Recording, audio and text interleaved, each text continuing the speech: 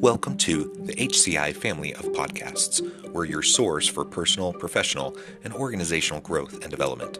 We share our own original research, explore industry trends, and interview executives and thought leaders from across the globe. Join us for practitioner-oriented content around all things leadership, HR, talent management, organizational development, and change management. Maximize your personal and organizational potential with the HCI family of podcasts.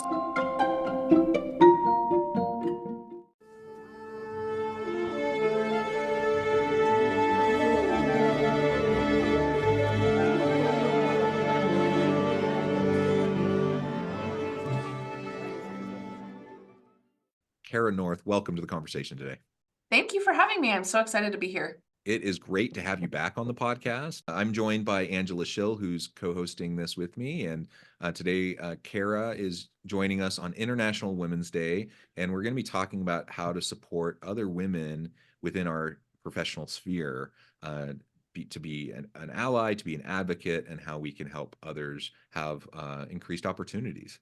As we get started, I wanted to share Kara's bio with everybody.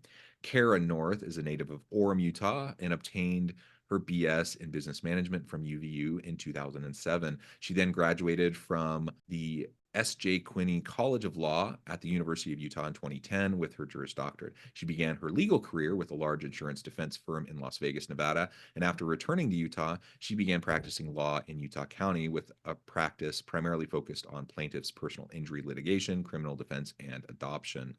Now, I could go on. There's so many really cool things, including being named Utah BusinessQ Magazine's 40 under 40, lots of really great accolades. But Kara, I'm going to pause there. Anything else you would like to highlight from your own personal, professional background or personal context before we dive on into the broader conversation? Sure. I'd just like to update that, like right now, I'm a partner at Moxie Law Group, which is a personal injury firm in Pleasant Grove, Utah. And we are actually the first completely female founded personal injury firm where both partners are women, and really looking to help all clients, but particularly women, navigate the space of personal injury. If you look at the billboards up and down I-15, they're very male dominated. And sometimes that can feel intimidating if you're a woman who's been injured and you don't know where to turn. So we're hoping to create a space specifically where women can feel comfortable getting answers to their legal questions about their injuries. You saying that, I start realizing how I need to be a little bit more aware of what's going on around me. Those billboards are male dominated for sure. Yeah. And Kara, you've done so much to represent women and support women. I think it's fantastic that on International Women's Day, here we are and with you. And there are a couple of other things you've been the Women's Caucus Chair for Utah Association for Justice, the 4th District Chair for Women's Lawyers of Utah, the President of the Central Utah Bar Association, again, representing women. These are amazing accolades. Oh, thanks. And top 25 women trial lawyers.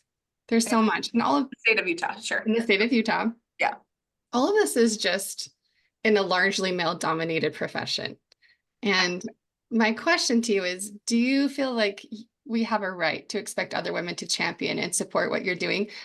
I champion and support what you're doing. But just because you're in a male-dominated space, what are your thoughts on that? Yeah, I kind of feel like I'm a little bit both ways on this. I don't necessarily know that we have a right to demand it or expect it. But do I think it would be really great if we could do it? We absolutely should, because specifically talking about my practice field, the amount of women who do personal injury law in the state of Utah, I can tell you there's 54 women doing that. And there are over 12,000 attorneys in the state of Utah. So that means there are less than 1% of the Utah State Bar attorneys who are licensed in the state who are doing the type of law that I'm doing, right? And the 54 of us, we get together and we try to champion each other up and support each other and come up with strategies for how we can be better at representing our clients and helping them get the results that they deserve. And having that kind of sisterhood has made a huge difference for all of us in each of our practices. And so I don't necessarily think that just because I'm a woman or just because you're a woman, we have to help each other. But I think when we do, it kind of it creates a multiplying effect. It's 1 times 1 is no longer just 1 anymore. We get this multiplier that goes out, and we can really create a bigger positive impact when we choose to support other women in this space. And I think that that's an important thing that we should look for opportunities to do to support other women. That's such great insight. Listening to you talk, I'm thinking about these opportunities that I've had, partly of being engaged with Women in Business Impact Lab at UVU and pulling in people from the community for some of the events that we do and talking to people like you. I have been amazed to see the amount of support that's come from those interactions from both sides, from men and women. John's been a great ally and champion of these causes as well. It's been huge. It's been a huge shift in how I feel where I fit and belong. So when you talk about creating that sisterhood, that must be really powerful. And then what I feel is I want other people to be able to step into that space and maybe they have felt like that's not a possibility to do what you do or any of their dreams and pursuits. Well, and I definitely think, kind of we talked about this a little bit in our last episode together was, when you see another woman in that space and you want to be in that space, it makes it easier to feel like you can navigate your way there. You know what I mean? And so I think that's important, particularly I was looking at, and this is kind of crazy with it being International Women's Day, but Utah Women Leadership Project and Better Way Forward posted some statistics yesterday, and I don't have them right in front of me, but something about, hey, women in Utah, we're still last when it comes to equal pay, pay disparity. We're still last as far as having the number of women-owned businesses and stuff like that. And so again, I'm not saying that you can only shop and support women. That's not what I'm trying to say. But I'm saying if there is a woman in a space and she's kind of the only one there, maybe look for a way to see if her quality and her work is just as comparable and capable as those in the space as well. And then if it is, certainly look for a way to support her and lift her up, because when we see those statistics, it demonstrates that we're not going to get handed a seat at the table. We're not going to get handed anything, and that's okay. But the only way that this is going to change and bring women into a space of equal footing within the state is if we as women say this is important and it matters and it's worth doing.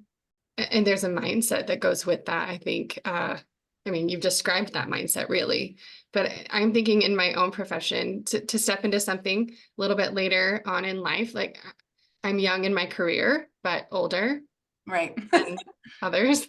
Yeah. And just to have other people in that space, other women and male allies as well, but have provided opportunities and had the confidence in me that I don't think that I originally had.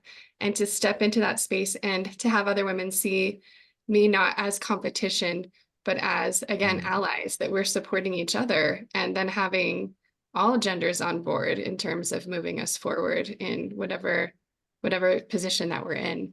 Right. I was thinking about that today because I actually was working with our social media manager and I said, hey, I really want to get a post out for International Women's Day. And I would like to recognize the other women that I just went to a conference with this last week that was specifically for women trial lawyers. And I said, I would like us to recognize them and their firms and what they're doing and showing that they're not necessarily we're not competition, we're colleagues. And whether there is enough room and business for all of us. And if we can say, hey, maybe I'm not the right attorney for you. Maybe you live in Northern Salt Lake and you don't want to come to Utah County or something like that. That's okay. There's other women in that area that can help you the same way I could and give you that same quality of work. And so I think it's the same kind of thing like you're saying, having those colleagues that you can say, hey, they're doing this too and they're doing a great job and I can be happy for them is important and it matters. I was raised with a very musical family and a musical background, and we would always joke in our family that musicians have a hard time being happy for other musicians. And I think there is some truth to that, but I think that women in the workplace should not be one of those areas where we have a hard time being happy for the success of other women. And certainly our male allies are critical to helping that be heard. So that's important. Can I double click on that for a second? So yeah, I love how you just framed that. I'm just curious what your experience has been in that regard. Like, has there been that kind of competition that instead of being supportive of each other, like there has been that competition and it's made it harder? if people see it as a fixed pie and they're like, well, only so many women are going to even get a seat at the table. I want to make sure that I'm the one. And that means I can't be as supportive of other people. Like, Yeah. what has that experience been like for you? Maybe that hasn't been your experience at all. I have had that experience, unfortunately, in the last couple of years. I worked with somebody who specifically made the comment. It was another woman, and I had kind of shared, I was vulnerable, and I shared some of the hard experiences that I've had as being a woman in this very heavily male dominated space. And, like when I walk into the room, most people assume I'm the court reporter for a deposition, or I'm the paralegal. And not to knock people in those positions, they're very important to our job. But that's frustrating that when I walk into the room, that simply because of my gender, I'm not expected to be the attorney. Right. And so I was sharing some of the examples of situations that I've had like that, where I've had to correct the judge that, no, Your Honor, I'm not my client's mother. I'm their counsel, in court. And, and this woman said to me, well, I just think we're different because I'm not looking to be offended simply because I'm a woman. And that really hurt. That really stung me, because I was like, wow, that's not at all what I'm trying to say my experience is.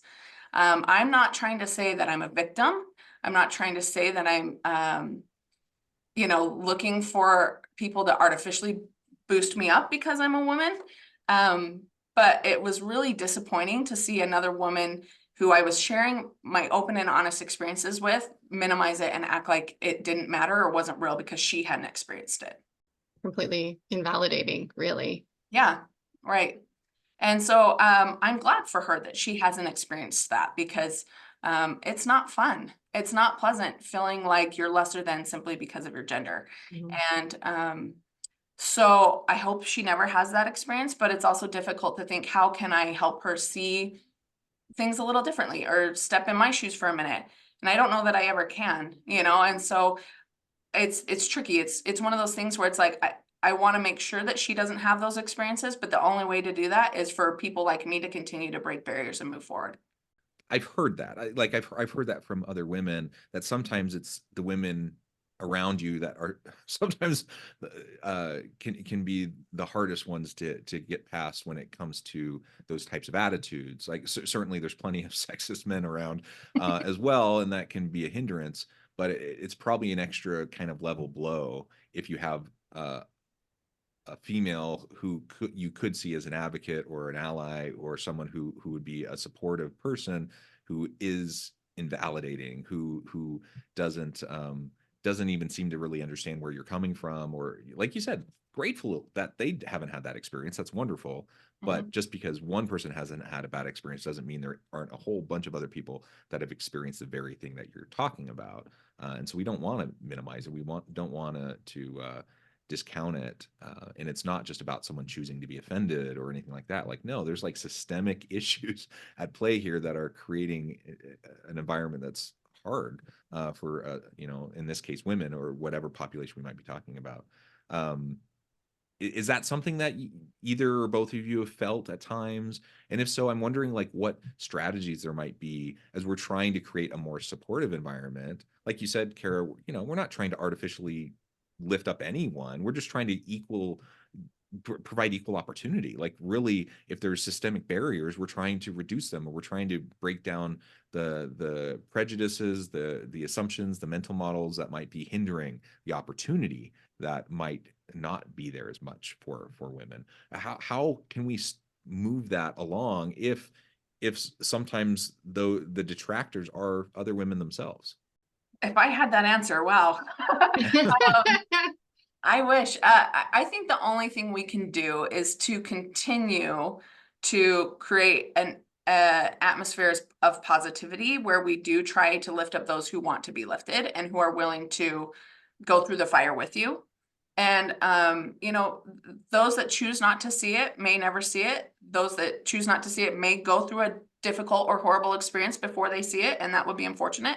But I think even if those women or those individuals do go through a horrible experience, when they come out the other side, we as the women on the other side should be there with open arms to welcome them. And I think it's important that we say, I'm so sorry you went through that, and we believe them even when maybe they didn't believe us. And I think that's the only way it's going to change going forward. Yeah, that's beautiful, honestly. And I think, because I was thinking, how do you help someone have empathy who hasn't had your experience and for whatever reason can't step into your shoes until maybe they've had that horrific happening, whatever it is. But to offer empathy to them is beautiful.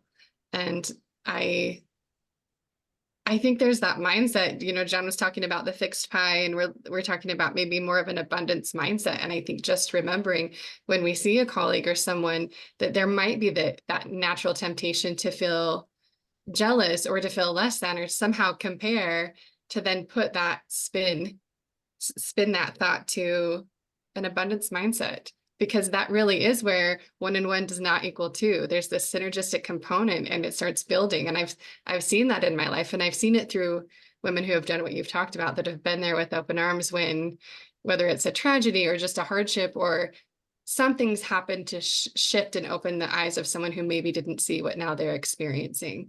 Yeah. So, well, and I had, when I was in my law school program, I was clerking at a law firm. And they hired a new attorney, and it was a woman, and she was only a couple years out of law school ahead of me.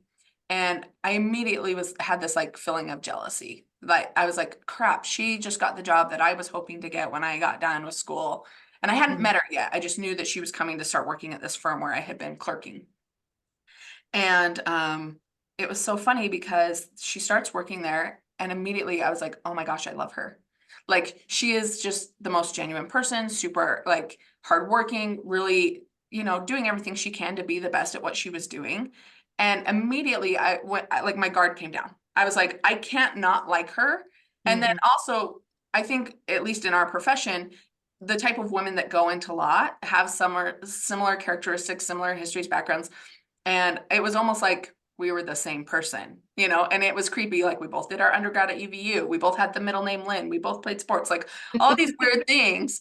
But it was like, as soon as that guard came down, I was happy for her. And I realized that if she did well there, that could bode well for me. And we did end up working there together. There was room for both of us. And she is still someone I consider one of my best friends, one of the top attorneys I know, somebody I would still go to if, I needed help in that particular area of law. And so I think it's just even taking that moment to check ourselves, because sometimes it's easy to get jealous and see somebody else doing something you wish you were, and just taking a moment to check yourself and realize there is room for everyone. A rising tide lifts all boats. And if they are breaking barriers, that means it's easier for you to come through and maybe break a barrier beyond them. And so it's been a progressive process for me to learn to shift and recognize that there is room for everyone at the table. I just have this vision. I love that rising tide lifts all boats. And I also see like this imagery of blazing trails and bushwhacking and just, and also the polishing that comes with, as you say, it's kind of a work in progress. And maybe we've already covered this, but what are some of the things that we all could be doing more of to support one another? I know we've talked about the mind shift and kind of seeing things from a different frame, a supportive frame, but are there any specifics that you would recommend that we can support one another? Well, I would say that particularly with like most women-owned businesses are small businesses, right?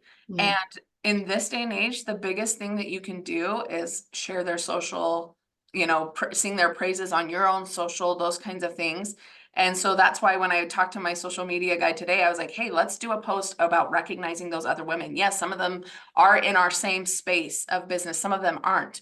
But you know what? There's got to be more, like, the more business they're getting, the more business we're going to get, and it's all going to help. It's that, same mindset. So I think the biggest thing right now would be sharing their socials, singing their praises, and then looking to refer people to them or patronize their business yourself.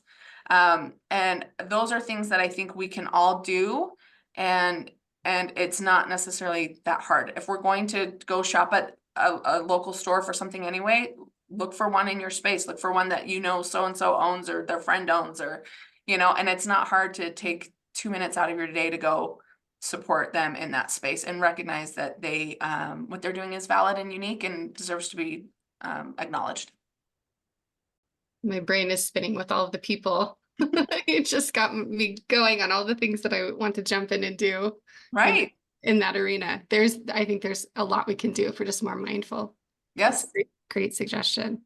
And I think, just being able to be supportive in the way that others want to be supported. Like I'm thinking of my wife as an example. We have 6 children. She has a doctorate, but she was kind of non-traditional. Like she did her first degree kind of in the normal, quote unquote, normal time frame by her early 20s. Then we're married, we started having children. A little bit later, she goes back and gets her master's degree. A little bit later, then she goes back and gets her doctorate. And she's felt it both ways. Like when she was early in her career, she was going to be a teacher, and she chose to then stay at home. She teaches math, and the amount of kind of pressure that she got from people to go into her career when she wanted to be an at-home mom was a lot, and it was very, very frustrating to her, and so she didn't feel validated. And then later on, when she wanted to make a transition and go back into the workforce, and now she's a professor, she felt the opposite. Like people kind of judging, with your kids? Why aren't you at home with the kids? And so she felt it from both sides. And the whole time I'm just thinking, well, as a husband, I want to be as supportive as I can for whatever decision she's making. We don't need to be judging other people for the decisions that they're making. And if someone chooses to be home, that's wonderful. If someone's choosing to not be home and pursue a career, that's wonderful. And each individual's circumstances are so different, their life stage, their career stage. There's a whole slew of things going on behind the scenes that none of us know about that are feeding into why they're making the decision that they're making. And so, like, if we can just learn to be supportive of someone where they're at and what they're choosing now, and then realizing maybe that'll change, 5 years, 10 years from now, and they'll be doing something else, and then we can be supportive of them in that. Yeah, I love that. Yes, when I graduated from law school, the first thing people said is like, oh, okay, so when are you having kids? And it was kind of like this pressure to like have a family, right away. And my husband and I were married for 10 years before we had our son. And part of that was because I wanted to get better at my job before I navigated whatever that next step looked like, right? And there were some people that were really supportive and some people that thought, what are you doing? Why aren't you having children already?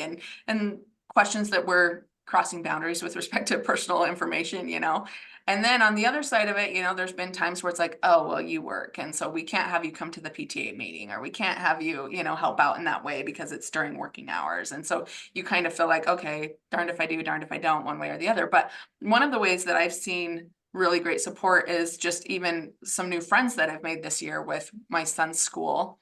And there's one mom in particular that's like, hey, if you need to stay late at work today, we'd love to have your son over and have him come play and all that kind of stuff.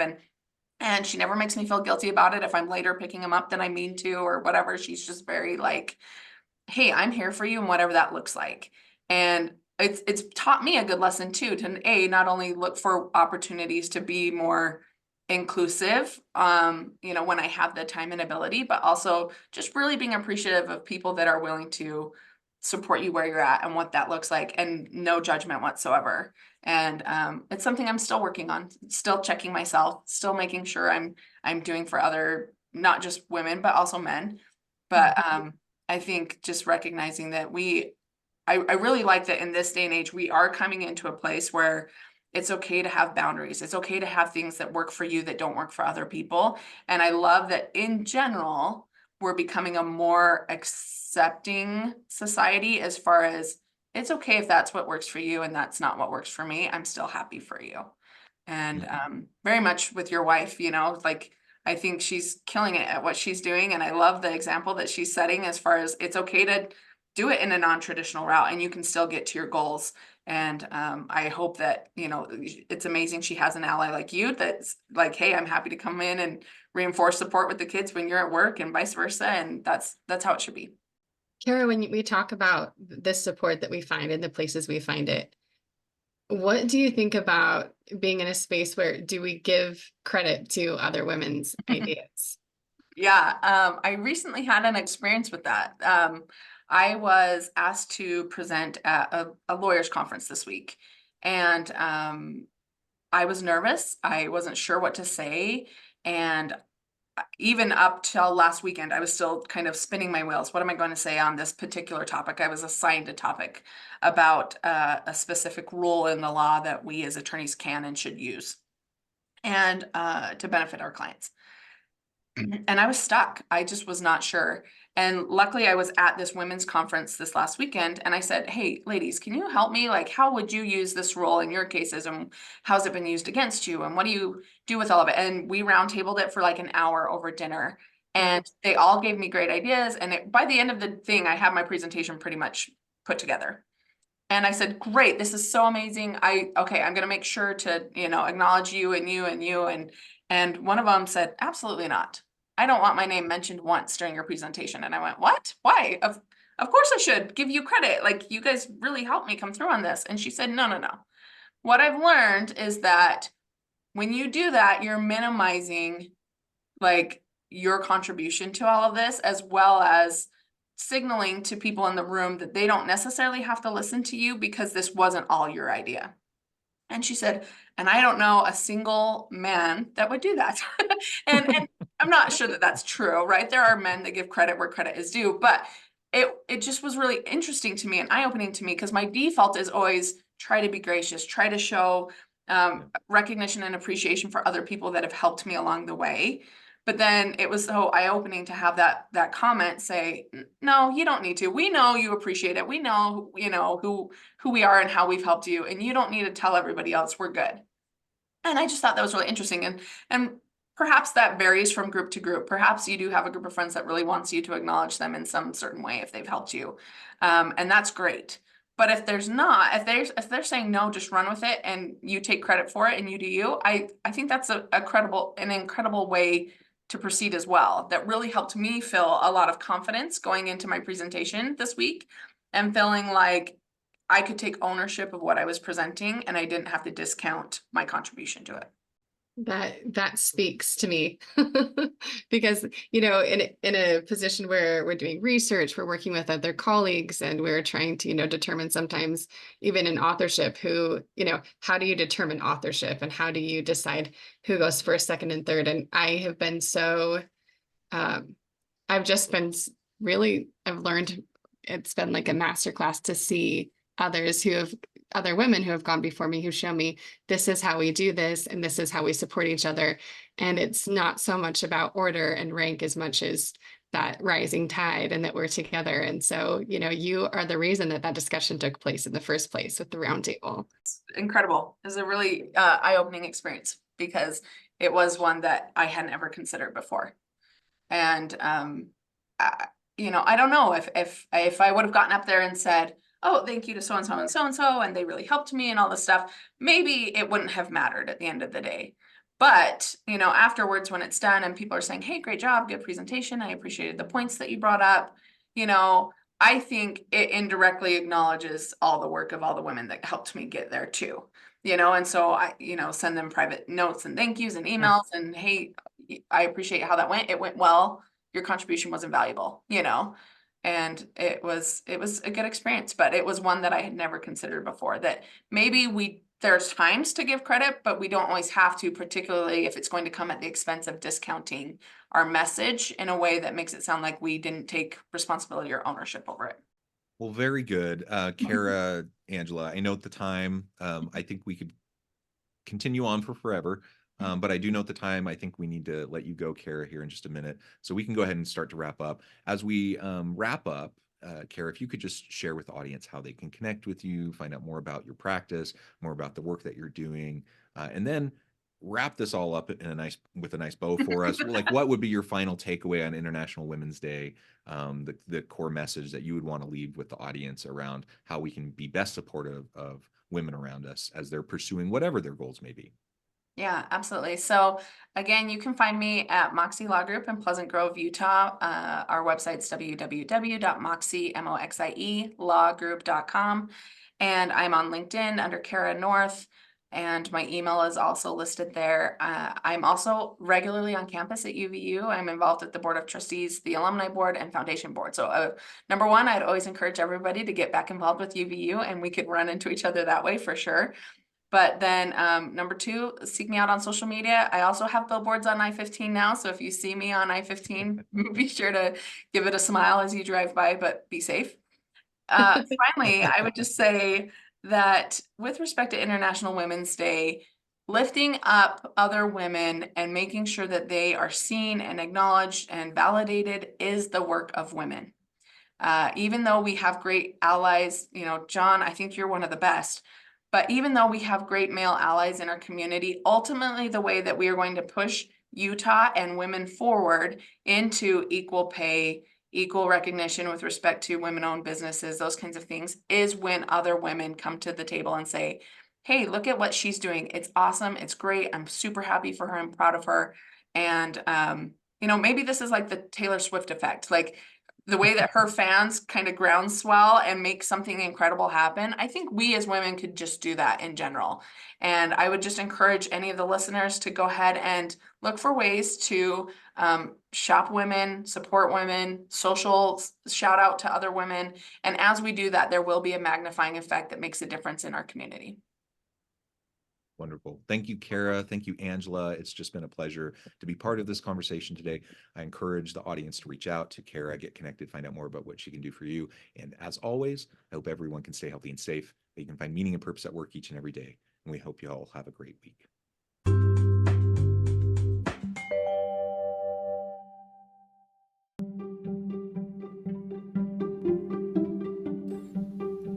Thanks for joining us for this episode of the podcast. We hope you stay healthy and safe, and please join us again soon.